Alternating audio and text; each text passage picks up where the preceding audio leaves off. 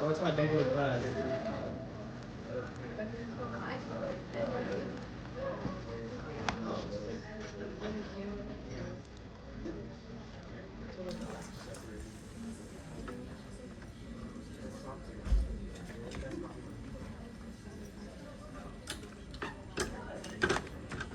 Hey, happy Monday. Okay, good to see you again. I'm feeling much better, however, still processing this congestion and cough. So 5 or 10 minutes, we're going to figure out how good an idea this was. But please pardon the way I sound. And I feel fine. I'm not contagious, but still kind of getting through it. Tail end. All right, I didn't want to be here in person just to kind of reiterate important information, this sort of thing. But in the interest of saving and sparing my voice, I did email this information to you already, right? I think everything, I mean, you can take a picture of that if you want, but it's all in your inbox. It's all on Canvas, other announcements. I think the most important thing to say is our exam is when? It's in a week, right? It's on Monday, but it's at a weird time on Monday. So it's on Monday, but 12:30 p.m. All right. Maybe a couple questions may come up here. Let me just try to address. So all exams, blocked exams, are given allotted 2 hours of time, right? So you have 2 hours to complete our next exam, even though it will not require 2 hours, right? I do anticipate including a few more items since we have 2 hours, right? But even then, it's not going to be 2 hours, all right? Remember that all of the exams in this course cover only a quarter of the course content. That's not any different for exam 4, so it's pretty finals week, but it's just over this last few chapters that we've been covering. I guess it's 12 to 17. But again, you do have more time. There could be a few more items. And yeah, you have until 2:30, 12:30 to 2:30. Get that for block of time. Any questions about that? Yeah, go ahead and look at the announcement at this point. I am holding a review session for this exam. Compliments of the residence hall office. They schedule space for faculty to have review sessions. In this case, it's actually virtual space. It's going to be a virtual office hour, like all my office hours have been this semester, which, that I should be able to reach the most number of students that way. I am teaching 2 sections of the course, so I think that actually works pretty well. But look at my announcement and additional information will be forthcoming. Okay, guys, gals, any questions at all about anything? Yeah, go ahead, please.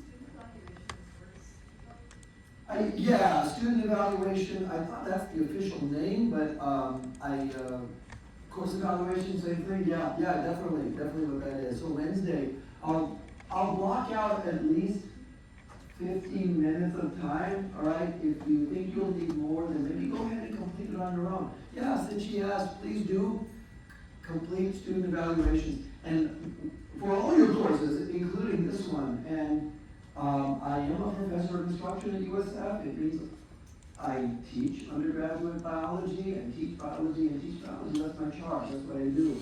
And so I look at these evaluations like it's Christmas, right? And I mean that very seriously. And I encourage you to share the good, the bad, and the ugly, right? I want to know it all, and pick whatever scores you feel appropriate. But please include your written comments. Written comments in particular are those that are most helpful to me, right? So something's working, you love the double helix, right? You go ahead and share that with me. Something's not working and you hate the double helix or something else, please do share that with me as well. I really appreciate it. And thank you in advance for doing that. It's super helpful for me. This is kind of what I do. All right? Remember to bring a device. That's important. I think about this up. Please bring a device like you would on Wednesday, because I'm going to give you 15 minutes to complete that.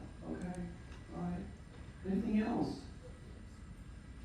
All right, if not, let's go ahead, because we do have full content this week. We're basically doing 2 chapters in a week, right? But I did ask you to get at least a start on chapter 16, knowing exactly how much time we have, and to review DNA structure. Now, this is a topic that we covered already, way back in chapter what?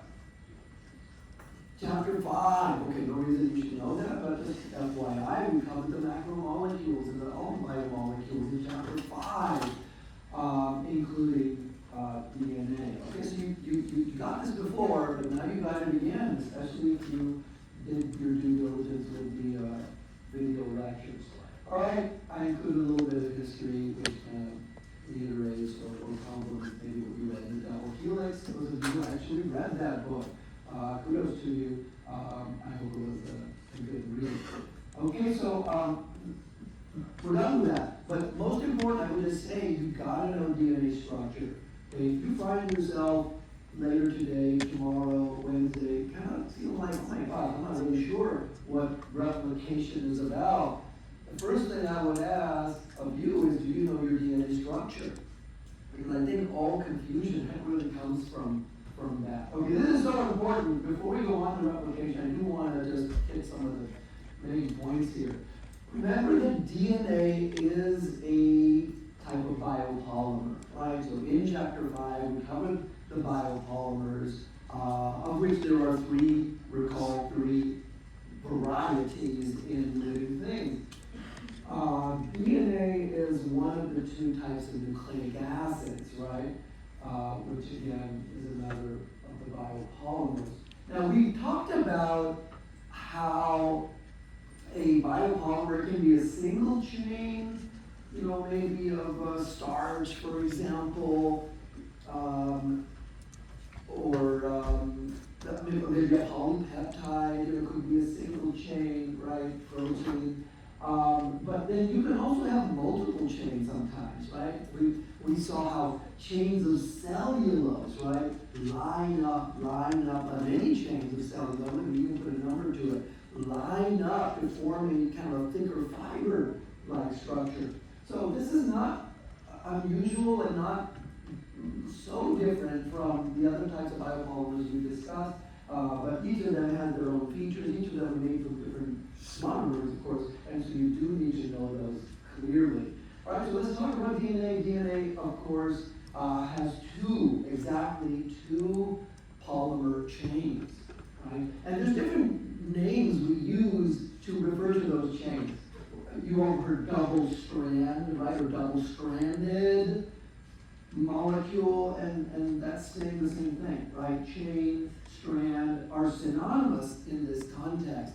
Polynucleotide actually specifies exactly what that chain is made of, doesn't it? And it's another way of saying what that is. So really, all 3 of these terms, strand, chain, polynucleotide, all mean the same thing. And so bear that in mind, because you're going to hear all of them. People refer to DNA using all of these terms, and RNA as well, for that matter. So don't get confused. They all mean the same thing. Of course, DNA is helical. We saw helical structures aplenty as well in chapter 5. And remember the first helix we saw in chapter 5? It was starch. Yeah, and glycogen. Both we said form helices. The polysaccharide starch and glycogen. We saw helices again with what? Proteins, very nice. Yeah, the polypeptide also can form a helical structure. We said when it does that, we call that alpha structure. Right? Another thing a polypeptide will do is zigzag back and forth from a sheet, and that's called beta structure. Right? So again, these are features we've seen before, right? And it, as well as the nucleic acids. So in the case of DNA, there are two strands that twist around one another to form a double helix, as we call it. Does RNA do that? It actually does. It can link up with another RNA and form a double helix structure, or it can even fold on itself and form a helical structure. So RNA also forms helices, although RNA is often found as a single chain molecule. Okay? Yeah, that would be an important difference. All right, so now moving on, the two chains of DNA, right? The two chains, recall, are not identical, right? So unlike cellulose chains in the microfibril, all of which are made from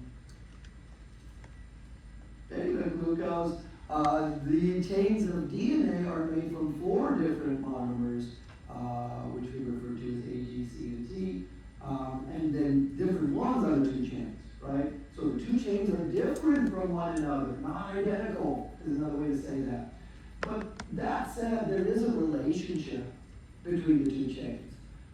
Knowing the order of nucleotides on one chain, could you not tell the order of nucleotides on the other chain? Yeah, certainly you could, and you have to do that. And this is like a common ask at this point to kind of show you know what DNA structure is about, right? So how are the chains related? Well, every time you have an A nucleotide on one chain, it will be paired with a T nucleotide on the other chain. Every time you have a G nucleotide on one chain, it will be paired with a C nucleotide on the other chain. So there's this relationship then that the chains have, and we call that complementarity. The chains are complementary. Bless you. I can feel that. I can feel that. Okay. Is that clear? Everyone remember? Okay, let's say one more thing, and then the question. Very important to recall as well. The chains in DNA are not pointing in the same direction. Right? They're not doing that, they're doing that. Right? So remember first, like polypeptides, the chains have 2 distinct ends. In a polypeptide, we call it the N-terminal and the C-terminal. In the case of a polynucleotide, we call it 5' and 3' end. Because that's the first thing to recall. 2 distinct ends, which we call 5' and 3', and they're in opposite direction, right? So one's going 5 to 3, the other one's going 3 to 5. We call that relationship anti-parallel. Oh, so important. Anti-parallel chain. We use that term with data sheet structure as well, I think. Maybe not. Question. That's the last thing. Question. If not, you're up to speed on your DNA, then let's recall also how polymers are built. We had said in chapter 5, 1 monomer at a time. Biopolymers build 1 monomer at a time. What kind of chemistry does that building? Dehydration, yes indeed. And so now I put you to it. Let's say this is indeed, excuse me, 1 chain of a DNA molecule. You told me you could indeed tell me what the other chain is, and so now why will you do so? 1 nucleotide at a time. The second chain will start with a what? T, yes, and then a C on the off and running. That's another thing. Off to the races, off and running. G, and then a T, A, T, C. Oh, perfect. Okay, so you can do that, and you just proved it to yourself and to me and to all of us. Very, very good. Okay, so this is again what's meant by the chain complementarity. If you know what one chain is, you know what the other chain is, right? Exactly like that, and one at a time. One at a time. We build that one at a time, and that's what cells do. Now, which end is this one here I'm close to? 3', okay, very good. That's the anti-parallel arrangement we were referring to. You got that as well. Very good. Yeah, again, this is very important foundation for understanding DNA replication. If you're feeling good about that, then I think you're in good shape. And so the question then is, how does the cell do that, right? You have a brain, right? A complex mammalian nervous system that you can apply to solving that problem I just gave you. But how does the cell do that? Well, with chemistry, of course, right? Like everything else that happens in cells, it's done through chemistry, and namely the chemistry of base complementarity. Yeah. Recall that A is attracted to a T and vice versa. G is attracted to C and vice versa. And that attraction between complementary bases, and by virtue of hydrogen bonding, yes, is the basis for building a DNA chain. Okay, so how does that operate? Let's take this a step at a time now. Okay, replication is a somewhat complex process. We're going to ease into it just like we've done some other processes in this course. So in order to get to the bases, right, so the DNA molecule is beautiful in many ways. I mean, you go to the Dolly Museum and there's a DNA, Dolly is made. I mean, there's so many things that can be said biochemically, artistically, sociologically. But among these are the fact that the bases are at the interior of the DNA. Right? The bases are at the interior. They're at the core of that double helix. And being there, they're protected. They're safe. And if they were pointing, say, outside, they're pointing outward, right? It's a very nice arrangement of the polynucleotide chain. So the first thing that's going to happen is that the chains have to be separated. The chains have to be separated in order to access the what? The bases, yeah, the nucleotides, which otherwise are at the core. They have to be separated. And if you recognize that chains are actually wound around each other, really, unwound is a better term. Separated, yeah, but how? By unwinding. Unwinding the chain from one another. Yeah. Step one, it's got to happen. Then, with the bases now exposed, each chain or strand can then be used as a guide to order nucleotides in a new chain. Okay, so each strand is going to be used as a template, is the word we use. Template to build a new strand. And just like that, one DNA will become two. Right. So among the elegant features of DNA, the fact it has two chains, right? And we could probably spend several minutes talking about the significance of two chains and why it's really good to have two chains. One is right here, right? We have to copy this DNA, right? Quickly, easily. A cell is going to become two, each of which will need the DNA. So we need a way to copy the DNA. It has two chains. I mean, what could be more perfect? It has two chains, each of which can now be used as a template to build another chain. And just like that, one DNA will become two. This is perfect. And it comes from the fact that DNA has two chains. All right, let's look at a diagram. This is a pretty simple idea, I think. But let's look at a diagram just to be sure we're clear what we're talking about. So here's DNA now, but shown without its what? Helical structure, right? Okay, this is for simplicity. This is not to say something became flat. Okay, it's still helical, it's still got to be unwound, but it just makes it simpler. Okay, so step one was what? Pull the chains apart. Again, unwind them, actually. Step two, now, with the bases exposed, You can use each chain as a template to build a new chain, and then you're done. That's it.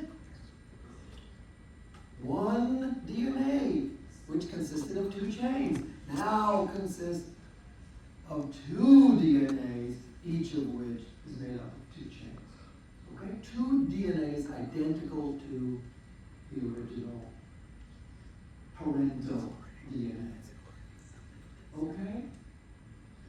Everyone understand what happened here? Okay, so one nucleotide at a time. That was not shown. Okay, for simplicity, that was not shown. But this is presumably, T and then G and then A and then one nucleotide at a time, we said. So it's going to be a process. But there you go. All right? Question? All right. Well, I have a question then. What happened to the original DNA? Is it still around? Or is it gone? Where is it? In both. I think that's about as succinct and complete an answer you can give. It is present. Yeah, in both. So we colored them accordingly, right? So the old DNA chains are shown in the darker shade of blue, and then the new DNA chains in the lighter shade of blue, right? So the old chains are still present, but in both daughter DNAs. So is the DNA still there? Yeah, I think yes. You have to say yes because it's there, but it's not intact, right? It wasn't completely conserved. It was semi-conserved. I'm not making it up. That's what we say. It's semi-conservative. The mechanism of replication is a semi-conservative one. What does that mean? Let's say it. It means each new DNA consists of one old strand and one new strand. Yeah, that's what we call the semi-conservative model of replication. Right, semi-conservative model, semi-conservative theory, right? This was, back in the day, this was something that was suggested, right? We think it's going to be semi-conservative, and that was shown to be the case over time and through experimentation. So we say model or theory, but it's very well established. Okay? All right. That said, let's now look at the one at a time aspect, right? And this is now just one DNA we're building. Okay, let me go back actually. I want you to see what we're doing here. So I think what we have is this one over here, right? So dark blue on the right, light blue on the left. That's the one we're looking at. Right. Dark blue on the right, light blue on the left. See what we're looking at there? Yeah, okay. So we're building the new chain using the old chain as a template. And one nucleotide at a time. A, and then C, and then G was added. And now we add what? A T, right? Is it right? Yeah, because the template says A. Well, we build by complementarity, so a T would indeed be the next nucleotide. There, I think I revealed that already. But you knew that, right? Okay, one at a time. There it is. And what kind of reactions? Dehydration. Do this? Dehydration. Dehydration. Right. Dehydration to join this nucleotide to that one. Dehydration to join this nucleotide to that one. Dehydration now to join this nucleotide to that one. And then this is the bond here. This is the bond here that was made. Okay? Right. So while there's no comprehensive exam in this course, I trust you remember the chemistry that we've been covering all term. That's important. That's important. All right. Also important to recognize anytime we build something, that's anabolic. Anytime we build a biopolymer, that is anabolic. Protein synthesis, DNA synthesis, polysaccharide synthesis are anabolic processes, and therefore are what? Endergonic. Yes. Is that going to require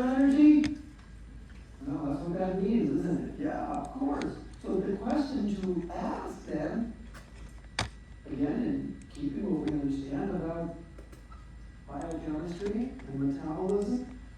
Where does that energy come from? What do you think?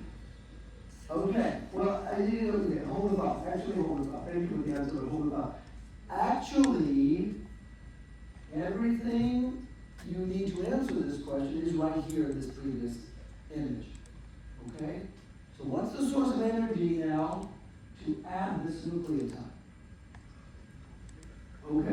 Okay, yeah, I heard the right answer before and I heard it again. Okay, so if you're saying ATP, it's not a bad answer in like 90% of the cases of that question. Something is anabolic, something endergonic, yeah, ATP is going to provide energy. But do you see ATP here anywhere?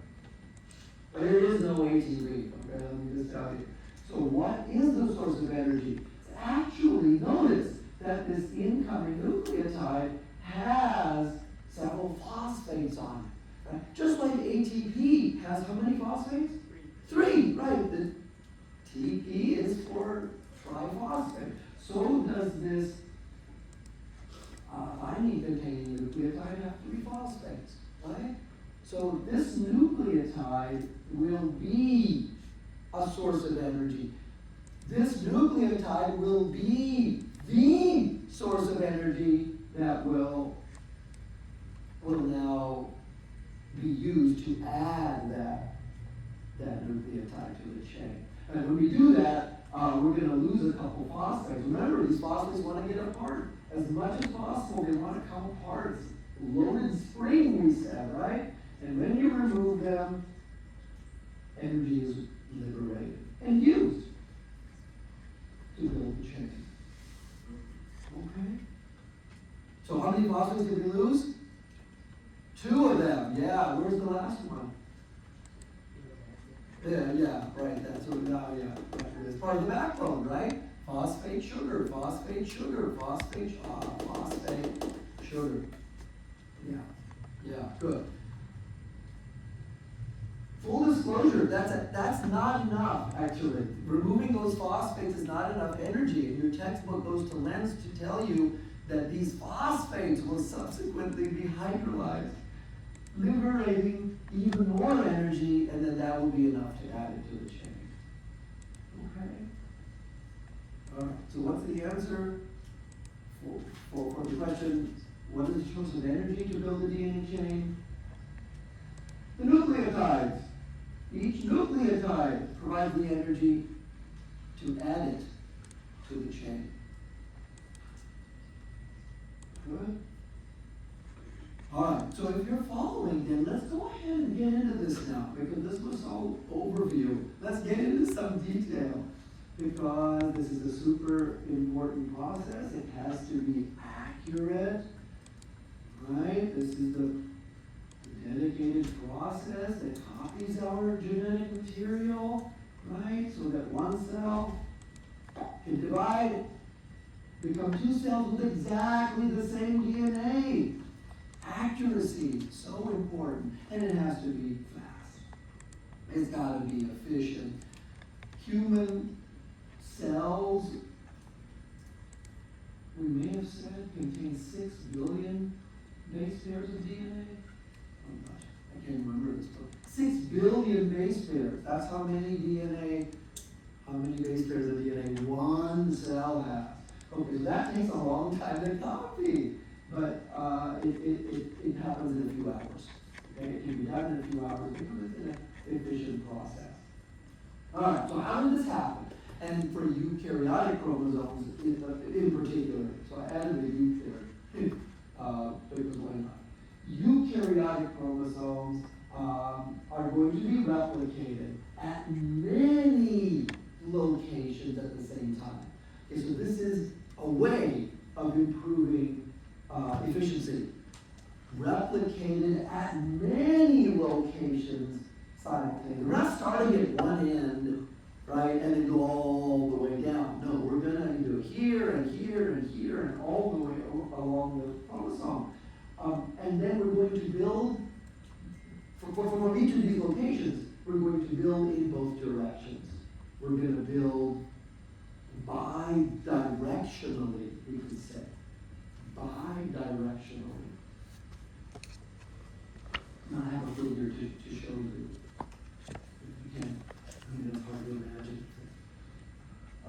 And this means we will have many pieces, many locations simultaneously, and then bidirectionally. We're going to end up with many pieces, and the pieces will all have to be joined to one another. Okay? Diagram. Now pretend that this is a eukaryotic chromosome. Okay? How many DNAs are in a eukaryotic chromosome? Oh, this is a question that could come up. How many DNAs are in a eukaryotic chromosome? It's one DNA is the answer. Okay, we said actually any chromosome consists of one DNA. For your eukaryotic chromosome, you also have a lot of protein making up that structure, making you up. Chromosome in eukaryotes is DNA plus protein, but it's one DNA by definition. Okay, so this could be a chromosome, is what I'm saying, right? It's the DNA component now. Again, not shown in a helical form, not shown are the base pairs of DNA, but you see the two chains. Okay? All right? So let's say now, hypothetically, we're going to copy this chromosome. We're going to do it from those three places. Multiple locations along the chromosome. All right? Which means, what was the step one again? Separate the chains. Unwind the chains. That's going to be like the first thing that happens. Right? There it is. So from these locations, we began unwinding. Okay, I don't want to go back one step, though I did have a term there. So we're going to start from these multiple locations. There's a name for the locations. They're called origins of replication. Where replication begins on the DNA molecule are called origins of replication. Or replication origins. Right? And then as replication progresses, again, pull apart the chains. You get these bubbles. And they're literally called bubbles. You get these bubbles. What are the bubbles? What are the consequence of the progression of replication? Okay? What are the bubbles? They are where new DNA has been made. Let's say it that way. What is a bubble? A replication bubble. It's where new DNA has been made within a chromosome. So, for example, this end of the chromosome, no DNA has been made. But then this region, DNA has been made. Note the color here is the new DNA. The new chains are shown in light blue again, right? And then here, no DNA has been made. But then here, DNA has been made, right? Another bubble. So the bubbles show you where the new DNA has been made. It appears as a bubble.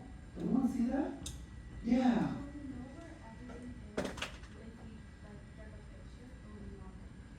So we're going to talk more about it. Yeah, so I think, I know where Haley's going with that. There's more detail here that could be, let's talk about it. Each bubble has two ends. Notice, each bubble has two ends, right? The ends are where the unwinding is actually occurring. The unwinding, so it started at the, okay, for this one, it started at the origin here, but then it went bidirectionally, right? And so you see the arrows, we're going in this direction, and then we're also going in this direction. So each of the ends are where the DNA is being unwound and where the new DNA is being made. Okay, both those things. The DNA is being unwound and new DNA being made. We have a name for that. The ends of the bubble. Forks. The replication forks are where the DNA is unwound and where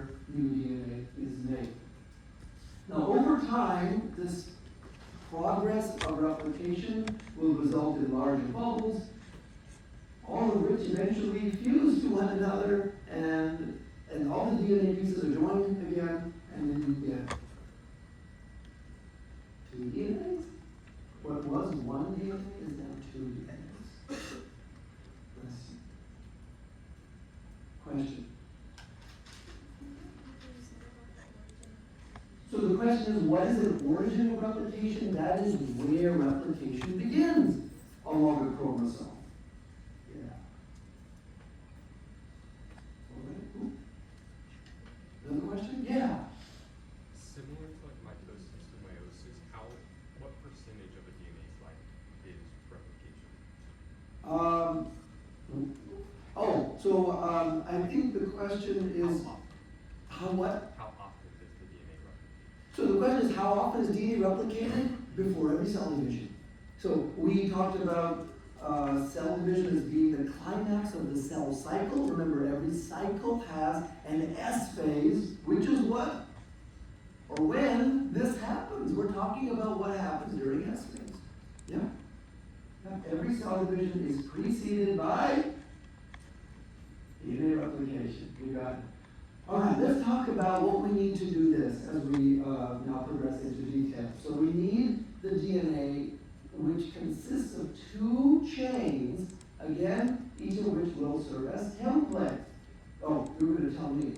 What else do we need to make DNA? New enzymes, of course, enzymes, and building material, which in this case is nucleotides. Okay, so a large pool of nucleotides that we can all join up to make new chains, and then several enzymes. Now, this process of replication is like metabolic pathways we talked about, right? Glycolysis, or even the electron transport chain. There's many enzymes involved, right? Many enzymes. But unlike glycolysis or the ETC, where one enzyme does its job, then the next enzyme does its job, and then you have enzymes working in series. These are simultaneous. Here we're going to have enzymes operating simultaneously toward this goal of making DNA. It's a different animal. It's a different animal. That said, the most important enzyme, hands down, is the enzyme that builds the DNA. Okay, DNA is a polymer, so the enzyme is called polymerase. DNA polymerase, but don't say it like that. DNA polymerase, right? Builds DNA. How does this enzyme work? Well, remember, enzymes, by definition, work in a very particular way, right? A very restricted and particular way based on the enzyme shape, right? We looked at sucrase in chapter 8, right? We said it had an active site, it binds sucrose in a particular way, and then catalyzes hydrolysis, releases glucose, fructose, and then does it again. Enzymes, all enzymes, operate in a particular way. DNA polymerase is no different. So let's talk about this enzyme again, most important for DNA synthesis. DNA polymerase has an active site that allows it to add nucleotides to the 3' end of the chain it's building. Add nucleotides to the 3' end. Okay? So, was that what we saw here in this diagram? Earlier? Yeah, that's exactly what this was. Okay, folks, you gotta remember 5' and 3' now. Remember, 5' is the phosphate end, right? 3' is the sugar end, right? And then when you join nucleotides, you end up with phosphate sugar, phosphate sugar, phosphate sugar, because you're always building onto the sugar end in the same directionality. Okay, so yeah, that is a sugar, that's the 3' end, and that's what we're doing here. Everyone see what we mean by build on the 3' end? Okay, so hypothetically, could DNA polymerase build onto the 5' end also? No, that's not how enzymes work. Enzymes work in a very specific way. No, that's the whole point of point 1 here, right? It cannot add to, let's say that, it cannot add to the 5' end. It's always going to build in a 5 to 3 directionality, right? This is what the parlance, right, is we start with the 5' end and then we make the 3'. We're building onto the 3' end. So we're building 5' to 3'. We build 5' to 3'. We make DNA 5' to 3'. How do we build DNA? 5' to 3'. You got it. That's it. That's what we're seeing here. This end was made first with this nucleotide. Then we added this nucleotide, building on the 3' end. This nucleotide was added. Now this one, 5' to 3'. Yeah. Good. And so in what direction is the enzyme not shown here? Reading the template. 3 to 5. I mean, it must be. We're building 5 to 3. We know the DNA chains are anti-parallel, right? And so the other one is 3 to 5. Here it is. 3 to 5. We're reading the template 3 to 5. We're building the new chains 5 to 3. Yeah.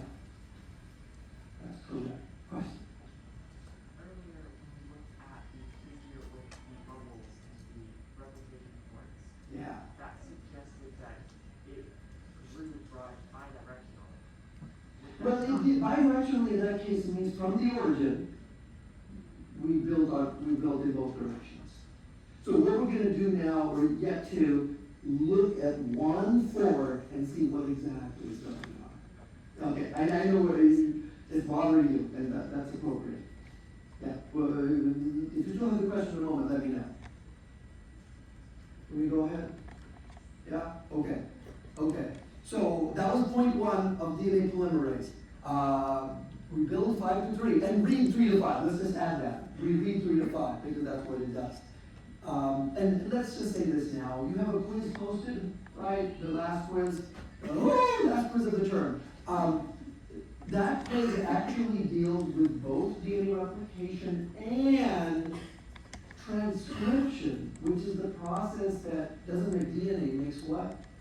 RNA. Yeah, we're coming to that. We're not there yet. We're coming to it. But let's just say it. Why not? Quiz it. Hey! Quiz answers. Both DNA and RNA chains are built in a 5 to 3 direction. It's no different for RNA synthesis. And in both cases, you got a template. The template is DNA, and you read the template 3 to 5, and you build by complementary base pairing. Complementary base pairing. These two principles of directionality and mechanism of building are the same for replication and transcription. Okay? If it should come up again, there you go. All right. Number 2, DNA polymerase adds nucleotides to a pre-existing strand. Pre-existing strand. It adds nucleotides to a pre-existing strand. Let that soak in, right? So, maybe it sounds obvious, right? So we're building onto the 3' end. Of course, the chain is pre-existing, right? Whatever you build so far is pre-existing. But take that to the beginning. Take it all the way back.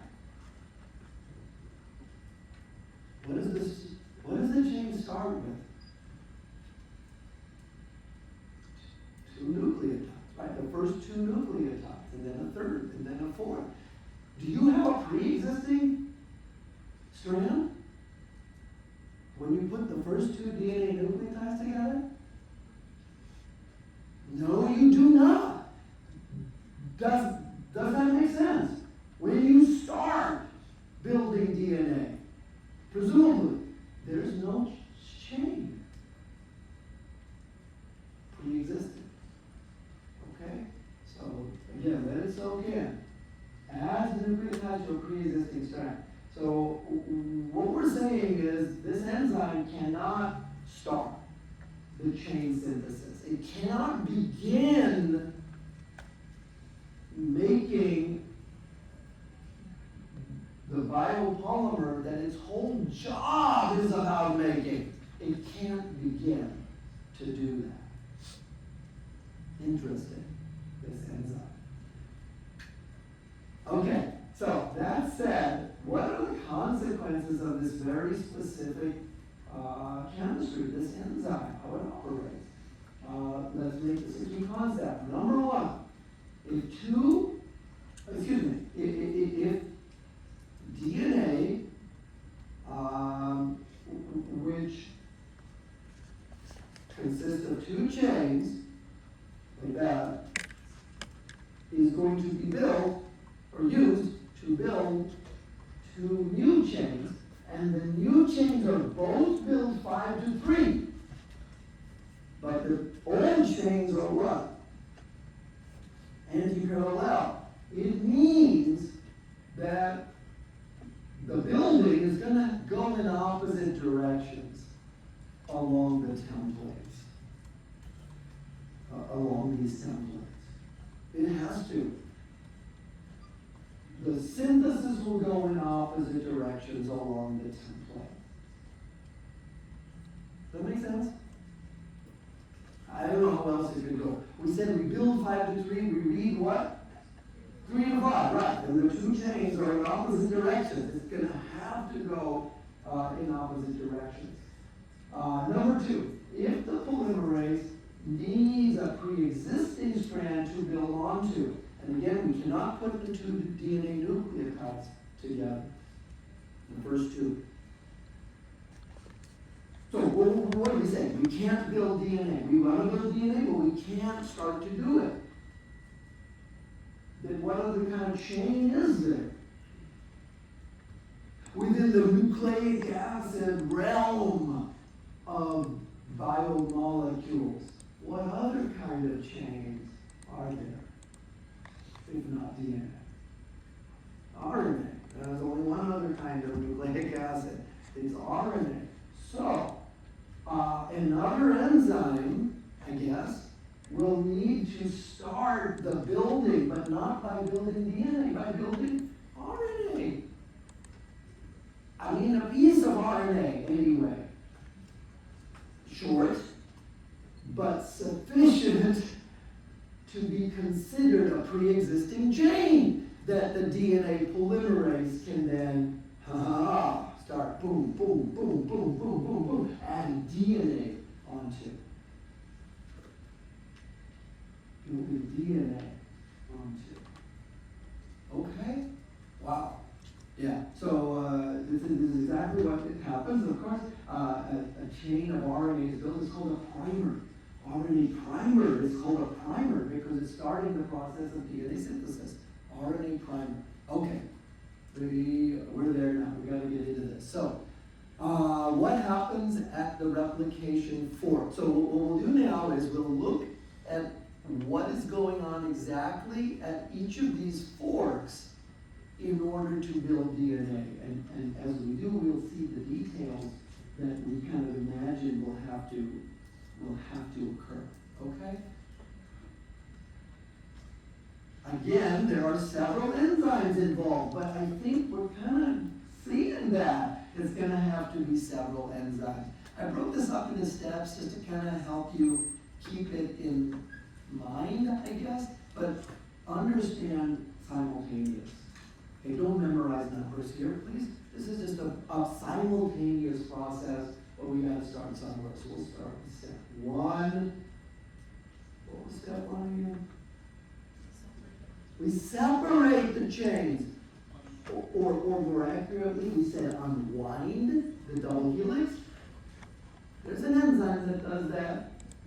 The enzyme that unwinds the double helix is called helicase. And there it is. There it is. Not the best, I think. But it's, this is meant to represent the enzyme. Okay. So we're looking at half of a bubble. Everyone see that? So this is the DNA strand here and here, right? So it's been unwound. I guess the origin is over here. Okay? Unwound, unwound, unwound, unwound, and oh, right here we're still unwinding. Not yet wound. Okay, so here's helicase unwinding, got the arrow going there, unwinding the DNA at the replication point. Does everybody see what this is? Okay, now, before we go to our next, more interesting step, what is to keep these two chains from coming back together? Remember, the attraction between complementary nucleotides is the means by which we're going to make new DNA chains, right? So please understand, these chains, once pulled apart, would like nothing more in life than to come back together because they're complementary. So, step one, unwind the chains. Step two, a protein will bind to the unwound chains so that they cannot rewind. A protein binds the unwound single strands so they cannot rewind. Okay, what is that protein? It's called single strand binding protein. It's really technical now. That's it. Single strand binding protein. It binds the single strand DNAs and keeps them apart. Keeps them from rewinding. Okay? Now, we can do some chemistry. Step 3A. An enzyme, we said, builds a short chain of RNA. And there it is. There it is. A short chain. How short? Like 5 or 10 nucleotides. Okay, this is 5 to my eye. 5 or 10. So that's it. Like that. A short chain of RNA is built by complementary base pairing with the DNA template. Okay? So what is that RNA called again? Primer. Primer. So the enzyme that does that is called DNA primase. Primase. DNA primase is the enzyme that primes the process of DNA synthesis, gets it started. Okay, step 3A, I guess. DNA primase makes an RNA primer. There it is. 5 to 3. Right? It's still like that. Allowing for step 3B, DNA polymerase to now identify that pre-existing chain and build onto it with DNA. Build onto it with DNA. DNA polymerase now extends the primer with DNA. All right? And in what direction are we making that DNA? 5 to 3, is it right? Yes, 5. The diagram doesn't show 3, that's what that is. The arrowhead there is 3. In what direction are we reading the template? 3 to 5? That's what that is, the 3' end, and we're reading it in a 3 to 5 direction. Yeah, there it is, as expected. This is known as leading chain or leading strand synthesis. Leading strand. Why leading? Well, notice this chain is being built toward the fork. Where the unwinding is happening, toward the fork. Everyone see that? This is called the leading chain.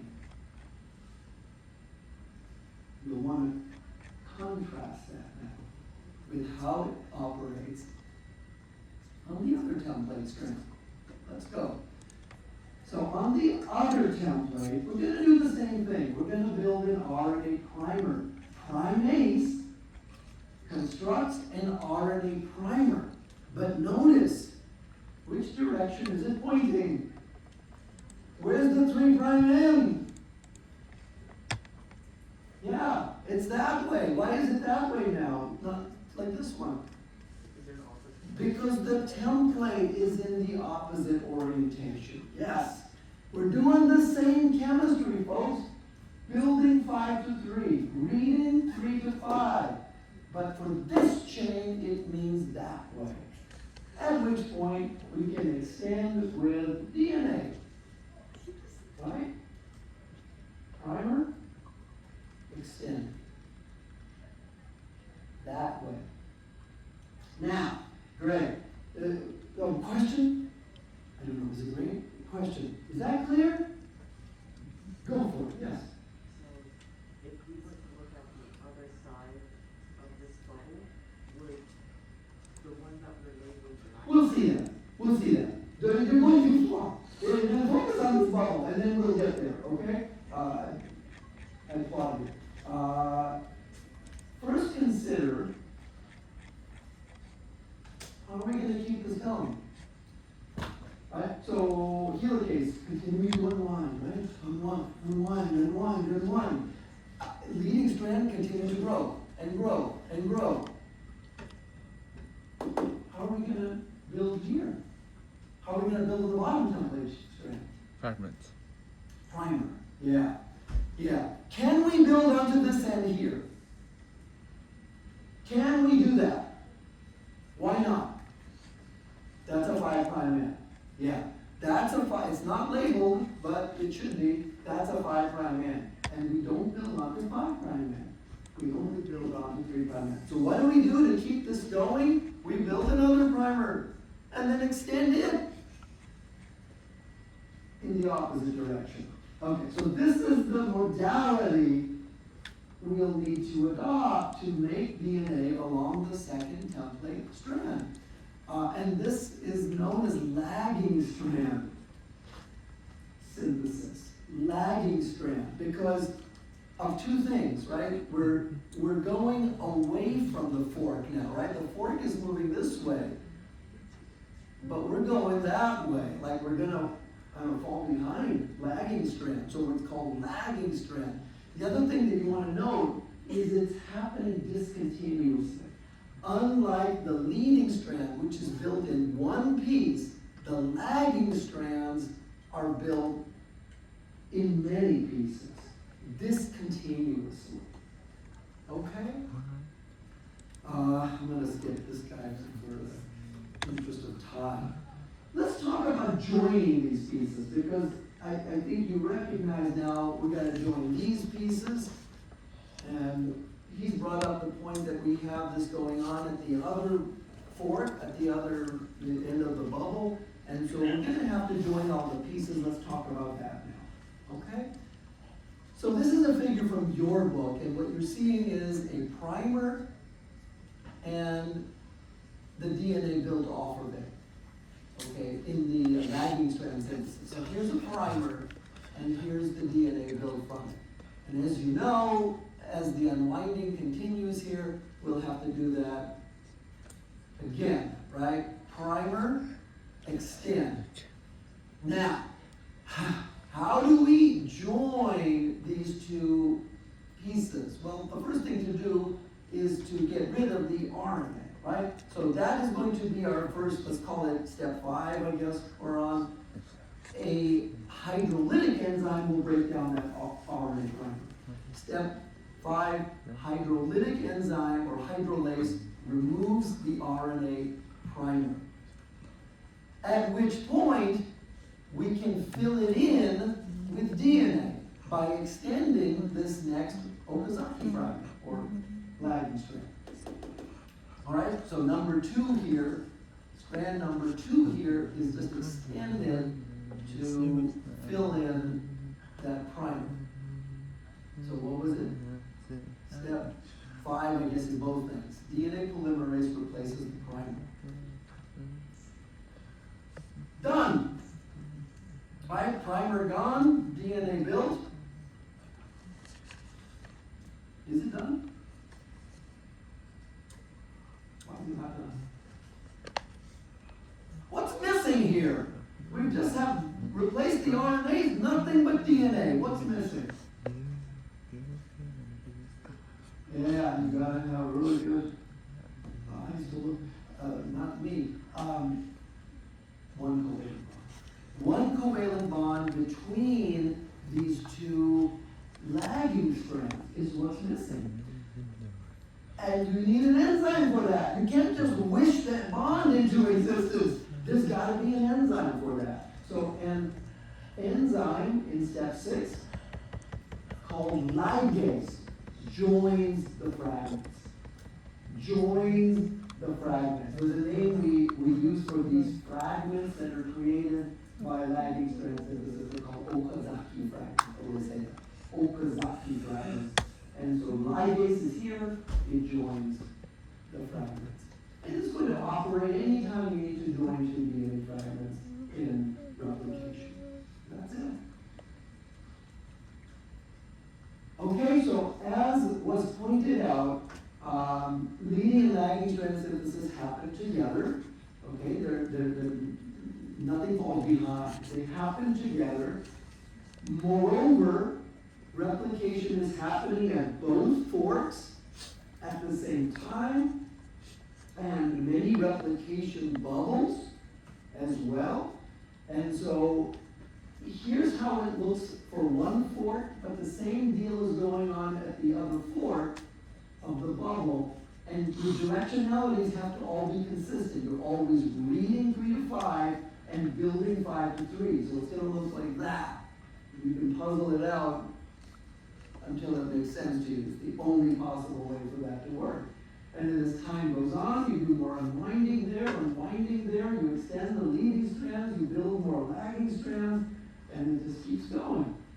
Eventually, all the bubbles will fuse to one another. You have to get rid of the primers and join the DNAs with lactase. Questions?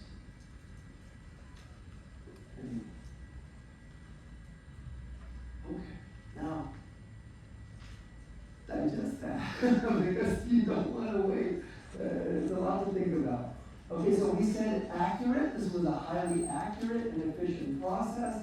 I was going to tell you it's 1 error for every 10 million nucleotides joined. So it's an extraordinary accuracy, actually. The speed is 50 nucleotides a second.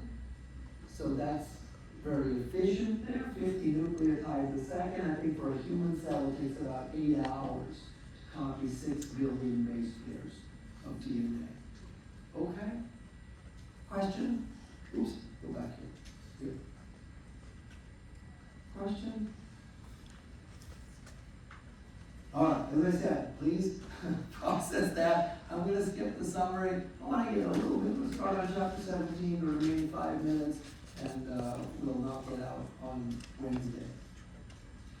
So this chapter is all about why we have DNA to begin with, right? Replication is just something we got to do because one cell becomes 2 and we like to keep life going, right? You got to replicate DNA.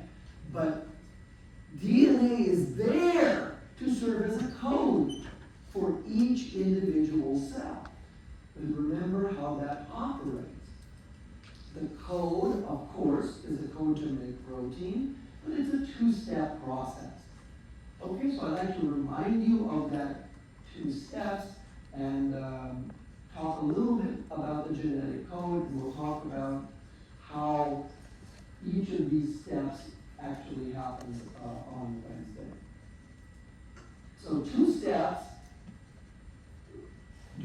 which DNA is first copied to make the other nucleic acid RNA. Remember, RNA is what's decoded to make protein.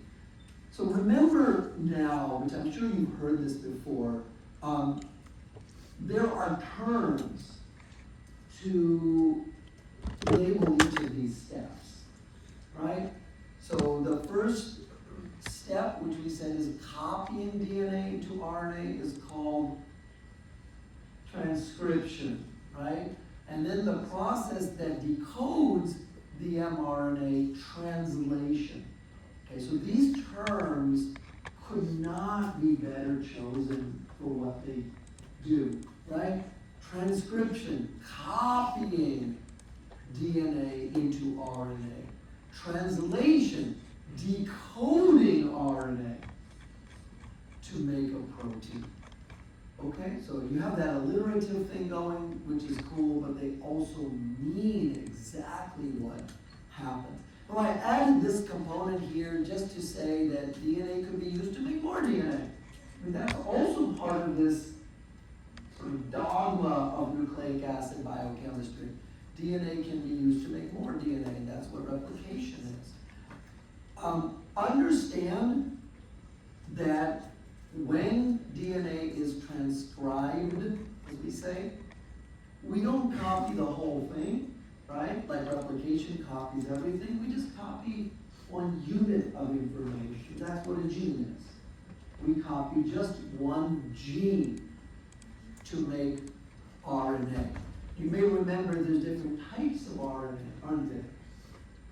So the type that is decoded or translated is known as messenger RNA, right? The M is for messenger RNA. So recall that terminology. And then when you translate an mRNA, what you really do is make a polypeptide, right? We talked about how some proteins consist of multiple polypeptides, and those terms don't really mean the same thing, right? Polypeptide and protein. So I think what I'm trying to say is these terms below the first three are a little bit more accurate as to what is actually happening. Okay? A gene is copied into mRNA and then decoded to build a polypeptide. Question about that? All right, so this diagram is just meant to show that central dogma, as it's called. A gene being a portion of the DNA is copied into mRNA. There it is. Remember, RNA is typically just one chain, whereas DNA is two. It's just one chain. Notable difference, right? And then there's the ribosome that's going to translate that mRNA to build the polypeptide. Okay? Any questions? This is a great opportunity to address a question that you have at this point. Which of these two processes, transcription, translation, would you imagine is closest to what DNA replication is, what we just finished talking about? Transcription, oh yeah. Because what does replication do? It takes DNA, it makes more DNA, right? You're using nucleic acid to make nucleic acid. Well, that's what this is. We're using nucleic acid to make nucleic acid. It's just another kind of nucleic acid in the case of transcription. Instead of DNA, we're now making RNA. So transcription is going to be very much like replication. And we just said earlier how the directionality 5 to 3 is the same. And we also said that you're going to build by complementary base pairing. In both cases, transcription as well as replication happen by complementary base pairing. Question? All right, I have a question. Why not just one step? Why not just one step? Why RNA? Why not just decode or translate the gene? And then, like ribosome, right there. And then make the Why would that? Why 2 steps? Any thoughts? Painful silence. Because it has to be 2 steps, right? Central dogma. Sounds great. What's the reason?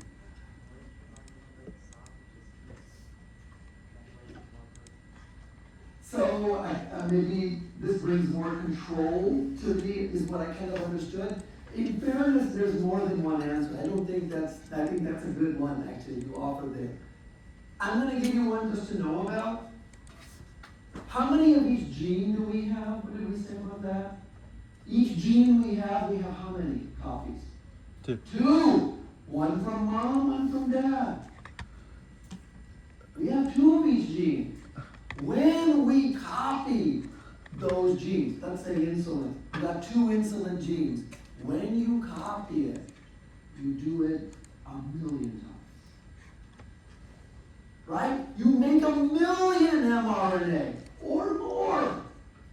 Whatever it takes to make sufficient insulin protein in the pancreas to tell your cells to import glucose at that time because you just ate a meal. Okay? So what you're doing by making RNA is you're amplifying the code. You're making more of it so that you can rapidly, efficiently make the needed protein. Okay?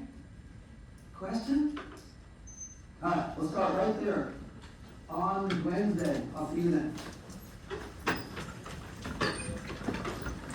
Office hours after class. If you have any concepts you want to go over, please come to me. Guys, concept could be DNA replication. Oh my